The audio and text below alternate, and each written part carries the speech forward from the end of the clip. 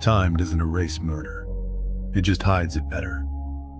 They said the case was closed. They said no one was watching.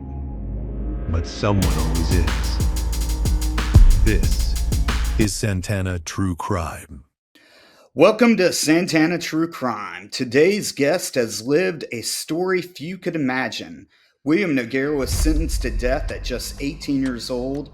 While living on death row, he would become an acclaimed artist, a published author, and an unlikely investigator into the crimes of serial killer Joseph Naso. His book, Through the Lens of a Monster, chronicles that journey. From condemned inmate to artist to a man uncovering the hidden truths and forgotten victims behind one of America's most disturbing killers. William's artwork has been featured in Forbes magazine, and his story is now subject of the Peacock Network's documentary series Death Row Confidential. A huge thank you to Sandra Jonas Publishing for sending us a copy of the book and helping making this conversation possible. Let's step inside the mind of artist and author William Noguera. William, welcome to the show. Hey, thank you so much. Appreciate the time you've given me on this show. I appreciate you coming on. I was actually scrolling through Instagram, funny or not, and I saw your book. And we've actually got a mutual friend, Bill Kimberlin, who also has a book out, and actually contacted him because I didn't know what type of person you're going to be. I'm going to be honest with you. I saw that you've been on death row, and I was it's kind of concerned about this. I talked to my wife, and I was like, it seems like that he's a solid guy, but yeah, Bill had a lot of high things to say about you. Well, I appreciate that. It's understandable, and I do appreciate and understand people's sentiment about a guy who came off of death row after 42 years. And what guy is he going to be? Is he going to be a deranged psychopath, a sociopath?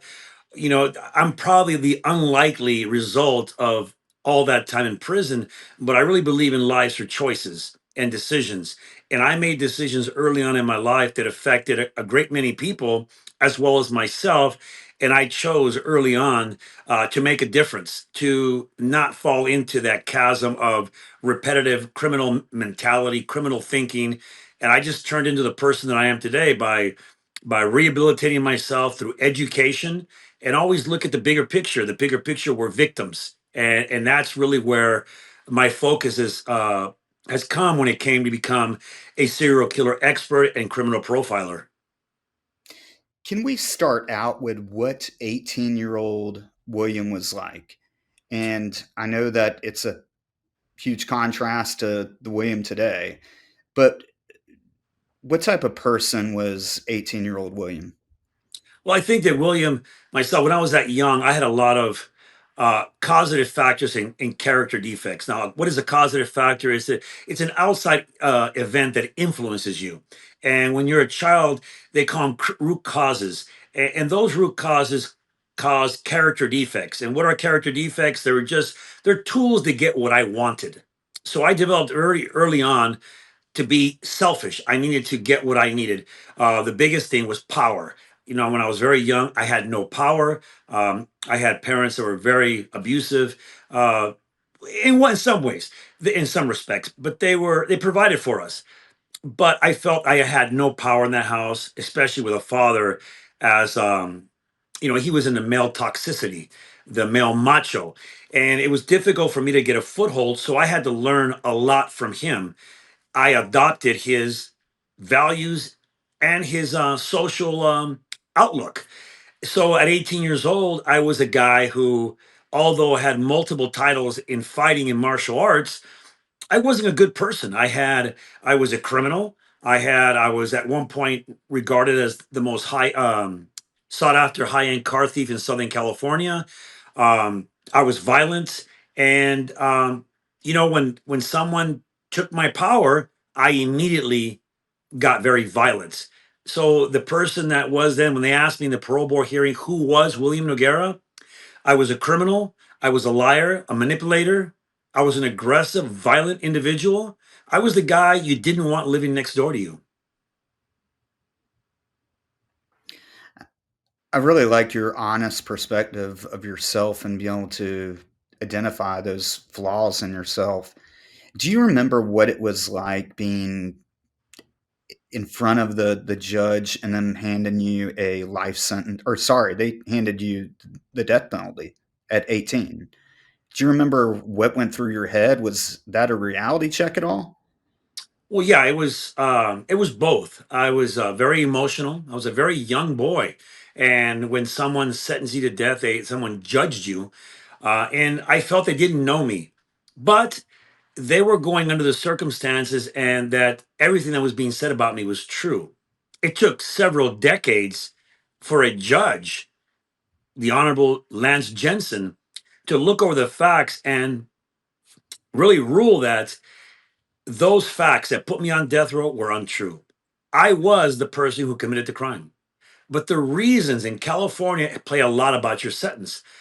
An individual testified that I did it for financial gain, that it was for an insurance policy. Completely untrue. That was completely made up. That gave me the death penalty. It gave me a life top. Otherwise, I would have received a manslaughter, which was 7, 9, and 11 back then. So this judge ruled in my favor. But at that time, when I'm being hit with this, I wasn't thinking about what was true or what was false. I was trying to deal with emotionally that I would be going to death row with serial killers, with men that had multiple murders, had felony convictions, were career criminals, and I had never had a felony conviction in my life. It was my first time in prison, in jail, and my first conviction. That was a lot to take in. So I know that you were a tough guy. You were into martial arts. I'm sure you perceived yourself as a tough guy. When you walked into that prison and you're around other death row inmates, what was that feeling like? Yeah, it was a little scary, but I had spent time in the county jail in a module that was for guys who had been in prison before, so I knew pretty much what to expect. And I knew that the language spoken at San Quentin's death row was violence. The only way to get respect was to be violent. There was no, it wasn't the CDCR, the California Department of Corrections and Rehabilitation. Back then, it was just the California Department of Corrections.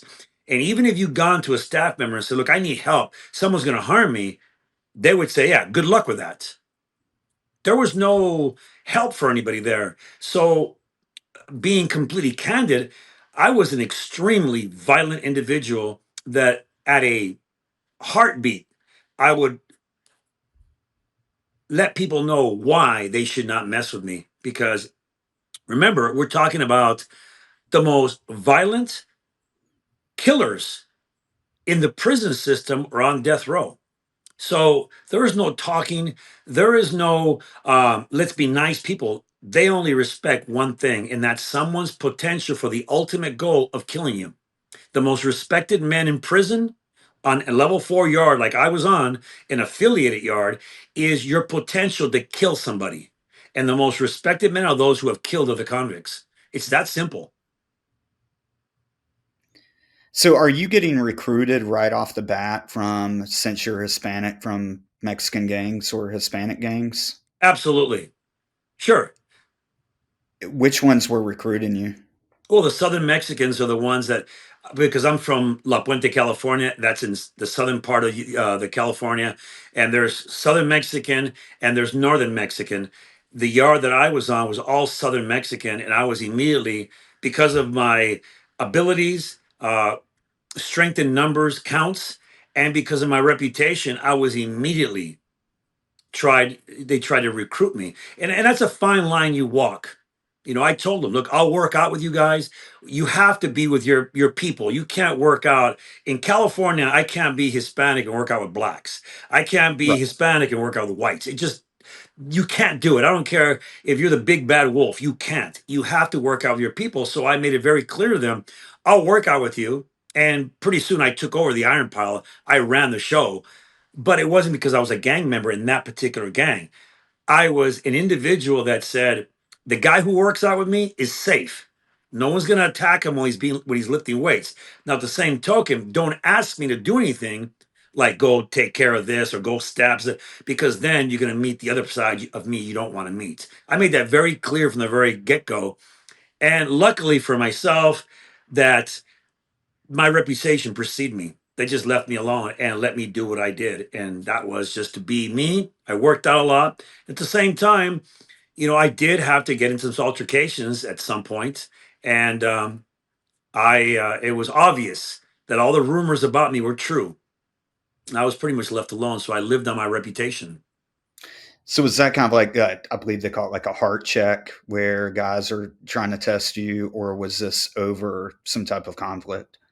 No, it's usually testing you. They want to know how far they can push it.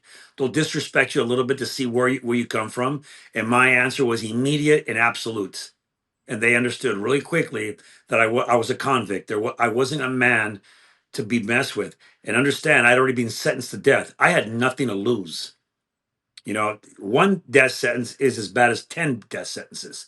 So I really had nothing to lose. But I also was working already on myself. I didn't look for trouble. I didn't get involved in drugs or gangs or gambling or any of the things that happen there that could get you in a situation. So I went to yard every day, worked out, but I was already studying people. I was studying other killers. I wanted to understand what made them tick, their logic, their reasoning, and ultimately led me to serial killers and understanding how they're different from normal killers. And I know this sounds like a cliche, but it's not. A guy who has killed somebody makes him a killer, but he's not a guy who enjoys killing. If a guy is doing a robbery, someone witnesses it, someone grabs a gun and he shoots the person, there is a reason. It may be wrong, but there is a reason behind it. There's logic. Serial killers are different, and that's why I got very intrigued with them. They kill for gratification. I didn't know that at the time. It took years of studying them, but they're able to sexualize control, sexualize the act of killing. So I wanted to understand that. And that's what's led to my thesis and my reports about serial killers being born this way. They're not made. We've seen a number of cases where families of three boys. They had one was a law enforcement, an FBI agent. The other one was a doctor. The third one is a serial killer. Same circumstances, same parents, yet one of them was different. It led me down the trail of understand that they were born this way. It's like when a child's born that can play the piano at age 3 or 4. He's a prodigy. Serial killers are very similar because they're able to do things that no one else can do. Sexualize control, sexualize the act of killing, and receive gratification, and they can actually relive the actual monumental moment in their life. That's why you see serial killers begin to accelerate. A lot of them. Richard Ramirez comes to mind. He killed one person in 1984. He began killing in 1985. It was one person a month, then one person a week, then two people a week, and then two people a night. And he just accelerated because he was chasing that L-dopamine that serial killers got from the rush of killing. It took a long time to understand that and come up with the no, the diagnoses is if that's the best word I can use for it, because all of them were the same. I didn't interview or interrogate one serial killer. I interviewed and interrogated more than 40 serial killers over the 40 years that I was incarcerated on death row. That gave me a very good overview of what made them tick. Did you take extensive notes like you did? And for the listeners that have not read the book yet, when you read the book, you did a really good job of you interview Naso and then you go back to your cell, and correct me if I'm wrong in this, but you go back to your cell and you make notes on the conversation that you had at that moment. And I mean, this is what law enforcement does too, is after you interview someone, you go and you should be taking your notes and transcribing them into a report. And that's essentially where this book comes in, right? Correct. Um, I'm not law enforcement. I do work with law enforcement now, but you're right. Remember, I didn't go to an interview room and interview Naso. I was awarded the position of IDAP worker, which is the Inmate Disability Assistance Program worker under the ADA, the American Disabilities Act. So he put me on the yard. I was the only person on death row who had multiple yards he went to. So I interacted with multiple people.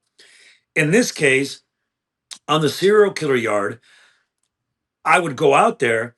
And of course, this was an hour interview. I spent all day with Naso, nearly 365 days a year for a decade.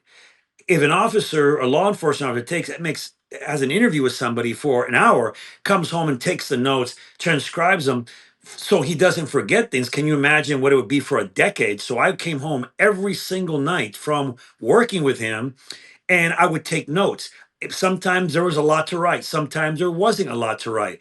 But my notes consist of more than 300 plus pages of notes about everything he told me, details, dates, girls' names, addresses, where he found them, where he picked them up, how he stalked them, where he left them, because I thought it was ultimately my goal to bring finalizations to these families. So let me tell you in the audience what was my motivation. Remember, I was guilty of taking a life. In my studies of myself and being a mini psychologist of myself, I had to understand that I owed a debt to society. I first took responsibility for my actions, which I have and I did. And number two, there is a thin line between being rehabilitated and just being selfish, because rehabilitation is about yourself. So I could be rehabilitated, but say, well, I don't commit crimes. That's only about me. I had to do something that actually paid that debt back to society. It reminds you, a debt I could not pay back. So my living amends is to help victims' families find finalization. And what inspired that was I read in a newspaper decades ago a mother saying, "Someone, please tell me what happened to my child." I can't tell you why that affected me so emotionally, but since that day, my goal was to study serial killers so I can solve those unsolved cases. Yeah, and that's such a worthy goal. I think that one of the things that serial killers have in common is we really don't know their real number. And I've told people about this all the time, how, serial killers are transient. They move a lot of times. With Naso, he murdered, in Nevada, in California, in other parts. He was rumored, which I'm glad that you dispelled this in the book, about the alphabet murders. And so you've got someone that he was credited as murdering six people, but we know there's more. And we know that investigators found a list of 10. And then you found out, spoiler alert, that it's much more than that. I believe 26. That's Yeah, what he claimed. you're absolutely correct. And exactly what you said. Joseph Naso had a list, and he jokingly told me that list, the cops got that wrong too. And he would joke around it, he would giggle about it. And he said that was a game that he played with himself in his kitchen. He just left, he forgot the note, he left it there. And it was him writing down his top 10. And how he explained it to me, he said, you're a good looking guy. You've had, plenty of girlfriends. You have a top three, right? Girls that you can't forget. I said, sure. Every guy remembers a high school sweetheart or whatever. And he said, well, I've been with hundreds of women, and you know, I have a top 10, but that's not my number. The cops got it wrong. They only solved supposedly six of them. There was 10 on that list. And then he told me my actual number is 26. I killed 26 women. So I investigated that as well. It turns out that law enforcement had that answer. They just didn't know what they were looking at. They found a collection of gold coins in his place, and they matched 26 heads, gold coins. Those represented the women that he murdered. Yeah, and that reminds me of Israel Keys. He did the same thing with painted skulls out of blood in his cell before he killed himself. And, he left law enforcement wondering who these other victims were. And we still don't know. Can we talk about of how, because I thought that this was really interesting, of how you approached him with your background in art, because I know that it's almost cliche to say that, people on death row are artists, because a lot of death row inmates will make money off that. But you are actually a legit artist that you've had articles done on you in Forbes magazine. I believe Vanity Fair did an article on you too. And you have another book, which I found, Escape Artist, Memoir of a Visionary Artist on Death Row. Correct. I wrote that, and it was published in 2018, under Seven Stories Press, and distributed by Random House Penguin Random House. Yeah, so I was a legitimate artist. I've been featured in not only Forbes, but of course the L.A. Times, New York Times, Chronicle. I've had major shows around the world. So yeah, I was a legitimate artist. I'm a member of the Artist Rights Society as well of New York. Um, so Naso found that very interesting because he had always fancied himself a professional photographer, and there's actually magazines that featured his work. So he was a legitimate guy, but he fancied himself an artist, not just a photographer, but an artist. And one of the things, how he approached me or why he approached me was he said simply, you're famous. Everybody knows who you are, and I'd like you to look at my work. That was my first foot in the door. And when he showed me his work, I kind of comment on what he had done. He's a photographer, and he ultimately gave me a photograph that's featured in the book where he cut himself out, and around him he surrounded himself with some of his victims. And he gave it to me, and he signed it to Bill N, me, and a few of my friends. And it was kind of a joke, ha ha. And he gave it to me. Once he did that, I figured that I could isolate him. He was very condescending to other people, and I figured that if I could isolate him, I could really work on it and get him to believe in me. And then, of course, for him to open up to me and reveal what he's never revealed to anybody. He's always fancied himself the father, the little league coach, the professional photographer, and anybody that's ever spoken to him, he's always said, "I'm not a killer. You got the wrong guy." I wanted to get that out of him, and I thought I could, and it really became obvious to me when he asked for my help for protection. Someone that he bumped into and basically told him off. The guy immediately grabbed him by the throat, choked him out, put him unconscious, and left him laying on the floor. Of course, I was watching the whole thing from my yard that day. I was in a different yard. And the following time that I went to the yard, Naso came out and said, "Can I talk to you?" He says, "We're friends, right?" I said, "Yeah, Joe, we're friends." He goes, "But friends help friends, right?" I said, "What are you getting to, Joe?" Of course, I knew what he was going to come to. And he said, "Look, that guy right there, yes, assaulted me." I asked him, "Joe, why did he assault you? He's not crazy." "Well, because I said this to him." I said, "Joe," that's when the idea began to form in my mind. And I usually think very quickly on my feet. And I said, "Joe, it gets worse because he just took away really what he wants. Next thing, he'll take something from you. And ultimately, he's going to take your manhood." And Joe got very flustered. "What do you mean by that?" I said, "Well, Joe, he's going to rape you." And he could not fathom this. And, he's a serial rapist. But when I said, "This guy's going to rape you," if his reaction was, "Is he homosexual?" I said, "No. He is going to rape you because it's taking the last bit of manhood that you have. In other words, he's going to turn you into a bitch." This scared him, and he really, "Please help me. This guy's going to kill me. I need your help." And I came up with an idea. And that idea was to set them both up. I had to play this perfectly well. And I outlined in the book where I set up an area where I worked out, and I parked Joe right next to the area. I got out there before anybody else got out there. There was sweat on the floor where I worked out. I put my cup on the floor and I walked away. Of course, this guy walked up to Joe, shook his chair, and Joe bolted. And I told him, "Go back." He sat down. By that time, the guy had already reached in the back of his bag, pulled out the bag of coffee that I had put there with my name on it, my folder with my artwork that I had put in there. And when the guy saw that Joe sat back down, he wasn't paying attention to me or anybody else. He ran up to Joe and he kicked the cup in the air and it shattered in the ground.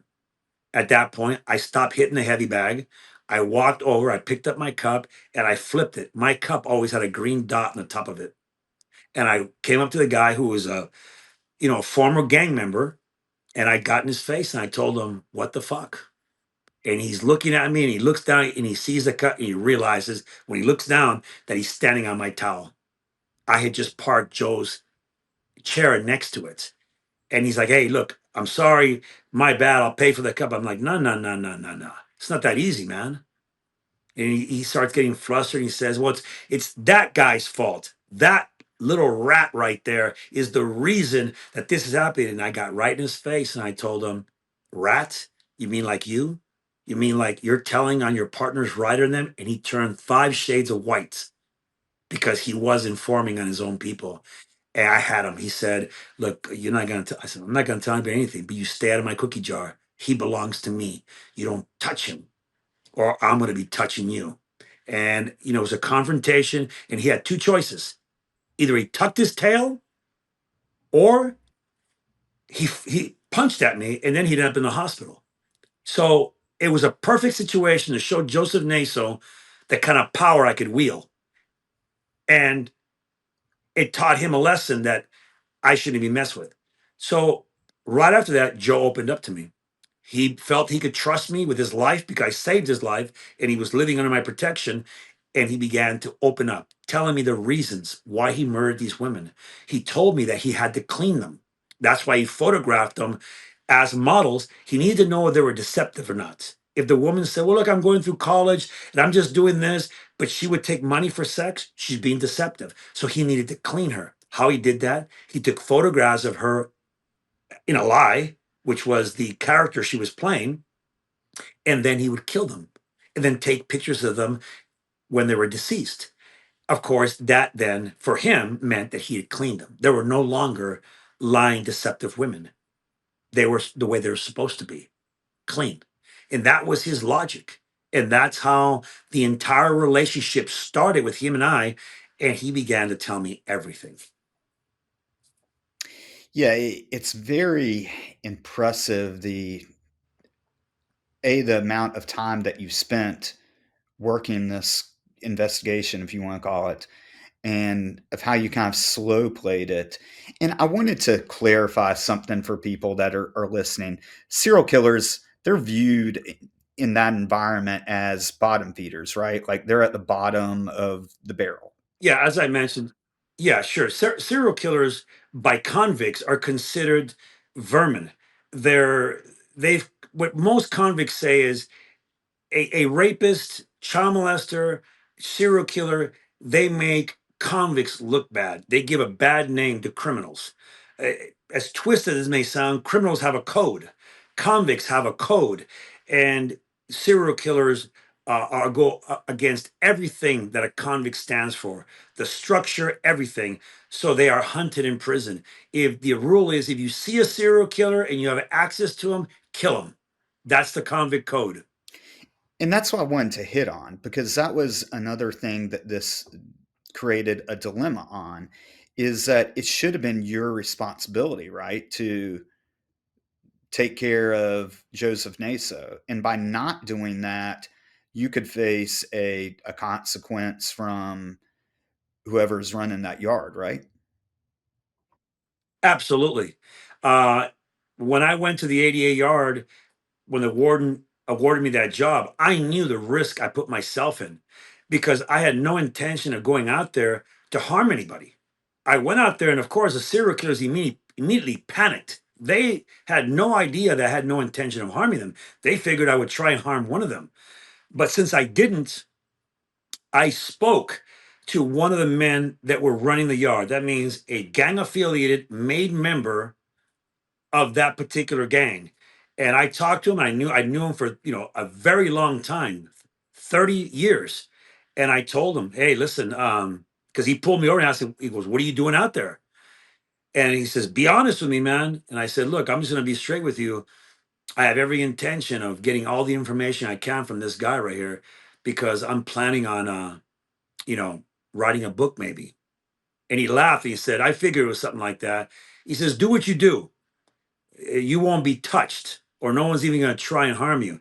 That was great for the first 8 years. Unfortunately for me, he left death row and then the politics started. The guy who took over, who happened to be on my yard too, and he and I grew up together in the system, began to politic, saying, hey, this guy's out there or was out there and he did nothing. Now he's back out here. It's making us look bad. It took him nearly 2 years to get enough weight behind himself to make a political move to have me murdered. And I'll say this because it's the absolute truth, and I cover it in the book. On January the 28th, 2023, I was sentenced to life in prison without the possibility of parole. This is before the judge came in and changed my sentence to 25 life, and I was eligible for parole. And I just got sentenced. I only had a few more days on death row, and the cuff guard came by passing out cuffs, and he said, Noguera, yard? And I said, yeah. And I stopped. And that antenna went up. And I looked at him, I said, you know what? Not today. I felt it. Something had shifted. I know this sounds crazy, but in prison, when you're in tune with what's going on, you can smell adrenaline, you can smell fear, you can feel tension. These are absolute senses that humans have, but we've kind of evolved from them because we live in cities. Sometimes you'll feel it before you go to a parking lot. Something tells you don't go out there. Those are instincts telling you. I allow those primal instincts to play a part in my life. They have saved my life many times. So I said, no, I'm not going out. The following day, he came by again. I said, no, I'm good. He says, no, Gary, you go out every single day. I said, you know what, not today. But I had already been sentenced. I was only waiting to be transported to another unit because I was going to leave San Quentin. The third day that I didn't go out, that guy that was politicking against me, his name is Joker, and he's a made member. And he walked up to my cell very quietly with his hands cupped behind the back. He's 6'2", 220 pounds. He's a formidable adversary. And he looked at me to the bars because he was coming in from yard. And he said, smart. He says, I don't want you to take this personal. It's just business. I was sitting on my 5-gallon bucket I had for years. And I turned to him and I got this attitude. He's like, I stood up and I walked over to him very quietly and I told him, then you're not going to take it very personal when I take your fucking head off. And he just smiled. He said, all right, Mr. Noguera, we'll be seeing each other real soon. I was right. The order had been issued on death row to try and kill me. Now, I may have taken 4 or 5 guys, but even with my skill set, 4 or 5 guys with knives will get you put in a hospital at the best. Worse, it'll kill you. So I left. They put me in the hole for observation for 6 months, and I learned it was all true. No one would talk to me. All the gang members that normally say hello to me or talk to me because I was on the yard with them didn't talk to me. There had been a green light put on me, per se, that says, kill him. You know what? I made a decision to do this. I made a decision to help victims' families. And my attitude, I'm going to be very candid here. It may not be one of the most conservative ways of saying something, but my position was fuck them. If you want to come after me, I'm not hard to find. Come get it. But it's like sending rabbits to the wolf, because if I know someone's coming after me, there's going to be no stopping me from me protecting myself. Yeah, and that's one of the things you cover in the book too. I know that you've talked about the gut feeling, but you also talked about you knew everyone's routines down to a T, and you knew that when they weren't making coffee, when they normally make coffee, or when they're not wearing tennis shoes or wearing work boots, that someone's about to get stabbed. And that's when your antennas start to go up, like you were talking about. When when they decide to transfer you out of prison, you'd been in that particular prison for over 40 years. Correct. And I thought that one of the things that was interesting that people probably take for granted is that on the car ride over there, you get motion sick because you'd never been in a car for 40 something years, right? Yeah, when they transferred me to Corcoran State Prison, yeah, I got pretty, the motion sickness killed me. I didn't understand what it meant to go 60 miles an hour, and the landscape passing so quickly by the window got me sick. Yeah, it was very uh it was a new feeling for me, that's for sure. And so you go to this new prison, and the culture there is almost polar opposite, right? But you go in with, Well, of course, the mindset that, you're about to fight and, start from the ground up again, I assume.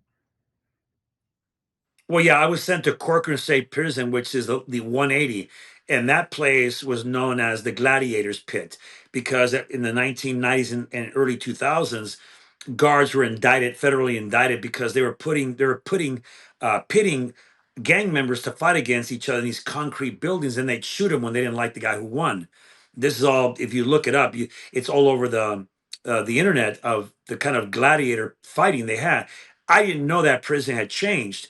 So when I got there, I had every intention of really having to fight for my life but fortunately for me, the prison was the opposite. It was called a program facility. It was for people who were a level two, where people who are trying to parole, people who are trying to do good for themselves. And when I got there, I just took to water like a fish. I immediately introduced myself to the lieutenant of the yard. I began to speak. I started facilitating classes on anger management, on domestic violence, Narcotic Anonymous, Alcohol Anonymous, criminal thinking. So I began to teach immediately at that school, at that I'm sorry, that prison, and it made a huge difference. One of the reports from one of the associate wardens was that they put for the parole board was that since Mr. Noguera has arrived at this yard, this is a safer place because of his presence on this yard. That felt really good that the people that were in charge of this prison recognized what I was doing. And I had a similar effect on death row. Ginny Woodford, the former warden, as well as the former director of the California Department of Corrections and Rehabilitation, also recognized that and wrote letters on my behalf. So, but remember, I had no idea I was ever going to get out. I had life without the possibility of parole. It wasn't until nearly a year and a half later of being there that a judge then threw out the special circumstances, lowered my sentence, making me eligible for parole. And I'll say this so the audience knows, I didn't do this solving cold cases, the Joseph Naso book, none of the things that we're talking about today. Did the judge know about it? The parole board didn't know about it. No one knew about it because I kept it under wraps. I wanted to be released because of my merits as being a good individual, a person who looked out for his fellow human or fellow individual, not because I was doing favors for anybody. So I want that to be very clear. That was never mentioned in my parole hearing. And I am the first person in history to be released from prison after his first parole hearing, after being on death row for 40 years and having 3 execution dates. Yeah, I just think that having that over your head, and then when you look at the 40 years in total, I realize that's such a long time, but so drastic of how you go in there as an 18-year-old kid, and now you come out with not only just a book deal and a TV series and a podcast, and you've got your art, but just your mentality has completely 180'd from being very selfish and unaware of yourself to using your talents to actually help people. And now you've got this quest where you're continuing to help victims and family members. That's so impressive. Well, thank you. That's one of the things the parole board said. And so the audience understands the parole board is psychologists, and they're sitting there, and only 30% of the people get found suitable for parole. And most of those people are not guys with the kind of background that I had. But when I went in there, I was extremely candid. I was able to explain to them why I thought the way that I thought. And then when they asked me, at the beginning of the show, I told you that I was the kind of person you didn't want living next door to you. So at the very end, they asked me, well, who are you today? And I said, look, I'm pro-social. I have a different belief system, a different value system. I'm the person you need living next door to you because I'm always going to look after my fellow person in my community, no matter what that community is. And you have that flag behind you, the black flag with a blue line. I run that same flag on the back of my Harley Davidson. I ride a black Harley, and that flag flies back there. I'm not law enforcement, but I am a conservative who believes in the law and order. I believe in law enforcement. So I am one of those advocates that we should do everything we can for law enforcement. I know you're a former police officer. So to me, that is something that's very important. That's something I strive to help in. My community needs every individual to be pro law enforcement. And that's why I'm here. That's why I think the way I think. There's a lot of guys in prison that don't like this. They say, hey, that guy turned on him. He was a criminal and now he's turned. But you know what? It's the reason why I do what I do so well, because I know the criminal underworld probably better than anybody. I want to get into briefly, and people are going to have to get the book to read the details, and it's a very good book. And I think once people open it up, you're not going to be able to put it down. You went through the book of cases that you've been able to essentially solve. I realize that some departments in the DA's office is not going to name Joseph Naso responsible, but uh, with you and the people that you've aligned yourself with, you've been able to name these victims, and you're currently searching for the remains of the victims at the locations through the work that you've done. Can you talk about that? Sure. Yeah, some law enforcement, there is actually, because of the work that I've done, there is a task force. It is the Joseph Naso Task Force. It is run by a Daly City police detective named William, and I'm going to mess up his last name. I apologize. It's Renard. But he is in charge of this task force that involves Berkeley Police, Las Vegas Police, Yuma City, Marin County, FBI.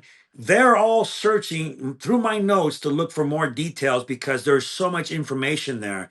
Some of them, like Daly City, have acknowledged that we solved the case of Charlotte Cook.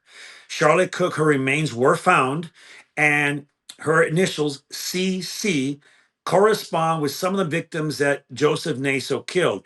She is known as the girl near Down Peninsula from Miami. It threw people off in law enforcement for nearly 50 years because he said from Miami. What they didn't realize, and what Ken Maines, myself, and the people at Fireside Pictures with Dick Wolf at the center of this, was that from Miami, because Naso told me when I said, how'd you get a girl from Miami, Florida? He said, hey, she's not from Miami, Florida. He wouldn't talk a lot about her, but he gave me enough that Ken, through his research, found Charlotte Cook, CC the name, and he picked her up at Miami Court. It was the street right above MacArthur Boulevard where Joseph Naso's Studio of Horrors was. And we were able to tie. Now, the CC part, he also told me Carl Chessman would be very happy or approve of her. What he meant by that is that Joseph Naso was infatuated with Carl Chessman, the red light bandit who was executed at San Quentin prison in the 1960s. He never murdered, but he was a serial rapist. And Joseph Naso had a relationship with him, a corresponding relationship. So Joseph Naso isn't all original. His MO is basically the glamour girl slayer and Harvey. And he used Carl Chessman, CC, and he would do tributes by killing women who he believed had the same Carmen Cologne, um, Tonya Tafoya, Pamela Parsons, Roxanne Rosh. So you have people with the same initials. Not all of them were like that, but a lot of them were. So law enforcement, in some cases, have acknowledged, yes, you have solved the case. Other times they haven't been so quick because they've already made statements in the past. One of them was Pamela Lampson. They told the family that Rodney Akala was responsible. He is the dating gang killer. I know Ronnie Akala. He told me I didn't do that one. I did them all. The other ones I did, but that one I didn't know. And Joseph Naso told me, he was laughing. He said, they accused him of the wrong one. That's one of mine. She is the girl from Mount Tam. And they found her at Mount Tam. And the real big lead, as a former officer, I know these things, you can't ignore them. When Pamela Lamson was about to go on this photography thing, meeting the photographer at Fisherman's Wharf, her brother was concerned. She was getting her hair done, and she said, listen, there's nothing to worry about. This guy could be my father. And that is the biggest clue of all. Because if you know Rodney Akale, what he looked like in the 70s, he looked like no one's father. He had long hair. He was, in some people's eyes, charismatic. He was extremely intelligent. Some women found him attractive, yet a little creepy. He won the dating game because he was so good at manipulating, but he looks like no one's father. Joseph Naso fits that bill perfectly. But on top of that, he told me that's one of mine. Yeah, and those are the really important things, is that you were able to actually make those corrections for law enforcement. And again, the huge one that I mentioned earlier, the alphabet killer, that was because with the alphabet killer, he was killing uh, young children. And you actually confronted Naso about that. Correct. And DNA also proved that he was not the killer. Now, if there is evidence to prove otherwise, or I discover otherwise, I'm going to be the first one to say I was mistaken about that. Law enforcement doesn't like to do that because the guy's already in prison. We gain nothing but opening up a can of worms that makes him look bad. But the truth is, Joseph Naso is not, he's called the alphabet killer mistakenly by everybody. He is not the alphabet killer. He is the portrait killer. That's a name that we gave him. He is the portrait killer because that's what he does. He takes portraits of women when he murders them. He's also a necrophiliac, which a lot of people don't know about. He had sex with corpses. Joseph Naso is a monster. He is the monster that lived among us because no one could ever figure out what he was. They called him Crazy Joe, but those aren't monikers for being a serial killer. Remember, he killed for more than 5 decades. He would jokingly say that he is the Oakland Raiders are the team of the decades, that he was the killer of the decades. And he would joke about it. This guy was, his best attributes was that he was able to fool everybody into believing or not to notice him. He was unnoticeable. He wasn't very tall. He wasn't very short. He wasn't very fat. He wasn't very skinny. He never remembered this guy. And that was his biggest asset. No one remembered him. So let's get into what you're doing right now with the book, and you've got a podcast as well. Uh, can you tell us what's going on with that, as well as the Peacock series? Yeah, Yeah, so I started a podcast a few years ago called Death Row Diaries that I was doing while I was on death row.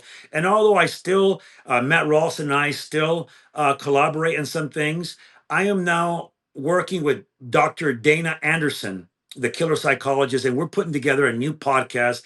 We're thinking about calling it Beauty and the Beast, Culture of Killers, or Killer Culture. And so I'm working on that. I am working on a second book. Uh, which is on submission to publishers. It's called Dead Body Society. And what Dead Body Society is about is a fraternity of serial killers on death row. These are all factual. I can prove it. And William Bonning and the freeway killer and Lawrence Bittaker, the toolbox killer, founded this fraternity. And on the yard, they would share photographs. They would relive. Um, they would relive their crimes, and they would share that power amongst themselves.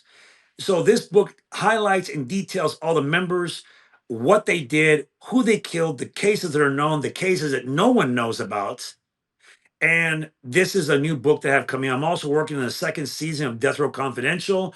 We're already pitching it to Peacock and to, of course, Oxygen, which is basically the same company. They're under Universal and NBC. So we have another series that's probably coming out. It's called The Convict or The Cop and the Convict, where Ken Maines and I return solving cases because Joseph Naso is just the tip of the iceberg. He's just the tip. I have so much information on so many different serial killers over the 40 years that they were disclosing and revealing all these secrets. There are a number of cases that we're working on that we're going to be able to go public and solve them. Well, I think what you're doing is just so important for law enforcement and victims' families, and I'm thankful that you're doing it, and especially thankful for you writing this book and sending it to me and coming on the show. I appreciate that. Is there anything else that you would like to plug or any final remarks? Well, I always end my episodes with telling the audience to be safe, be aware of your surroundings. Your life could depend on it, and really what that means is to pay attention to your instincts.